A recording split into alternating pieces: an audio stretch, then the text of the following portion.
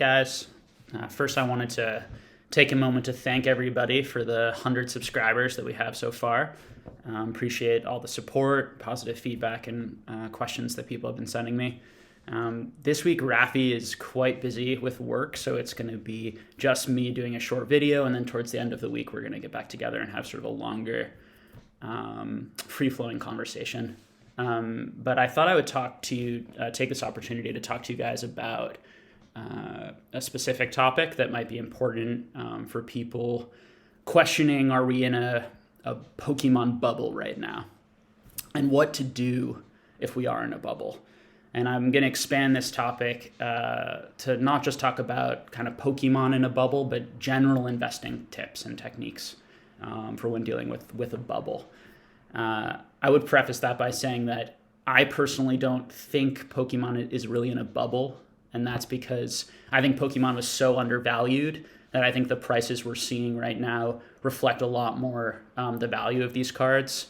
And bubbles really imply that there's going to be a burst, a pop to the bubble. And I don't think we're going to experience that in Pokemon. As I've said in a previous video, I think we're going to see small retraces on some cards, and there will be some cards that people are probably, with these huge jumps in prices, overspending, and we might see bigger drops in those cards up to 30, 40, maybe 50%. But I'd be very surprised if we saw more than that. I think the things that would affect that would be, if the economy really continues to take a dive, although we're seeing upticks in the stock market and these other sorts of things right now. We'll have to see how coronavirus affects us all on some of those macro level things. But jumping into the topic, I wanted to start by, I guess, giving a list of options. We call investment strategies on how to think about investing in these types of markets and in bubble markets or markets that you think people are spending too much money on the cards, on the stocks, on whatever it is. So the first option in this type of market is to sell now. I'll call it sell now. And what sell now, it's pretty self-evident by the title, but that you should sell your positions or majority of your positions for the current price that they're going for and not reinvest that money right away. The pros of this type of option would be that you have made a profit. The pretty much across the board, Pokemon cards have gone up, anywhere between 2 times to 15 times right now, and selling those cards, you're going to lock in that profit. You've done a great job. You've sort of invested wisely, and you can take that profit and then see sort of what the market does in the future and whether you want to reinvest in this market or take that money and move it into other markets for a while. The con would be pretty obvious, which is that prices will keep rising if you do that. And not only that, but they might never again fall below what the prices are right now, because these things might be so undervalued, and what we're seeing now is a more genuine valuation, and in fact it has a lot more room to grow, and a lot more people are getting into the hobby now and are going to stay into the hobby. So that would be the danger of doing that. The next idea would be to try and time wherever sort of either the next peak is. The peak being, the high prices that we will see that we think will then, start to retrace, and trying to wait if you think that's not now, and that it is going to go more, wait for that point and then sell at that point. And I would call that either the peak or possibly a new plateau, where we're talking more like there won't be much retraces. The prices will just settle within a range, a trading range, we could say, or a selling range. So the pro of that is you're going to maximize your profits, obviously, if you sell at the high. That would be ideal if you're able to sell at the high. The con or the difficulty of this is it's so difficult to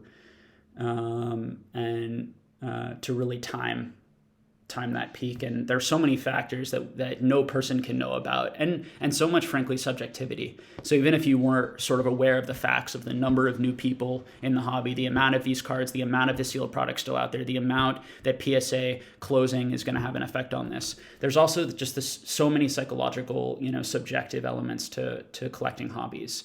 Will people who are coming into the hobby get bored of it and want to go back? Will WotC cards stop being so, will the hype die down? Will the emotional hype die down? So even if the facts don't change on the ground around how many of these cards are and how many are in the population, for example, these subjective elements might shift the market or change the market, or cause if some people start selling, there may be a bit of a panic. That might be an exaggeration, but a small sort of sell-off from that, and it's just so hard to, and really impossible to time those. So that would be the con of the difficulty of doing that, and why often it makes sense to sort of sell at the moment you've locked in a solid profit. And if you think these cards are overvalued, you should probably sell them now. The next one I wanted to talk about is to take some of your gains in cards that a little bit more, probably a nuanced approach, which would be to take some of your gains in some of your cards and move them or reinvest them into other cards that you feel haven't moved up as much in value. And that takes a lot more skill, a lot more knowledge of the Pokemon market, and a lot more knowledge to be able to sort of accurately evaluate sort of what, why did this move? This moved $1,000. This other card didn't move $1,000. Well, why did this first card move $1,000? And is this other card that didn't move $1,000, are they similar? Should they have the similar value? And if this didn't move $1,000, maybe I should sell this card, card A, and then put that into card B. But there may be reasons why that card B isn't as valuable, reasons we've talked about in other videos. So it takes a lot of in-depth knowledge to make good decisions in doing that. So the pro would be, if you do that successfully, it's a great way to still stay active in the market, not just sell your position off, not just wait and hope it keeps going up, and not just continue to buy without selling. It's a way to sort of take advantage of some of the growth in certain areas, and maximize your profits that way, and also cut your risk that way. And the last one I would talk about is sort of hold your position. And I guess there'd be two more. One would be sort of hold your position and do nothing. And the other would be just continue buying, just continue buying into the wave if you feel that these cards are still so undervalued. And even these max prices that you're seeing don't make sense to you, because you're comparing it to sports collectibles, to Magic the Gathering, to comic books, to these other sorts of things where the prices they're seeing in those hobbies are still so much larger than the prices that we're seeing in our hobby. And if you have the money, is the other key there.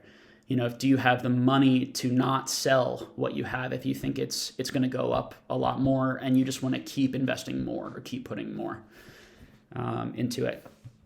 So if you're not in that boat where you have the money to keep putting in, sort of a good overview and a good way to think about this is your goal as an investor, slash collector, but mainly investor here, is to be able to invest for the long run, because that's how you're going to make the most money over time. So it's not necessarily important to exactly time the highs, exactly time the lows in the hobby, but you want to make sure that you have enough capital, that you're hedging your risk enough that you don't either lose so much money or get so over leveraged in certain cards that you don't have that capital to invest in other cards that you think will have that growth potential in the future. I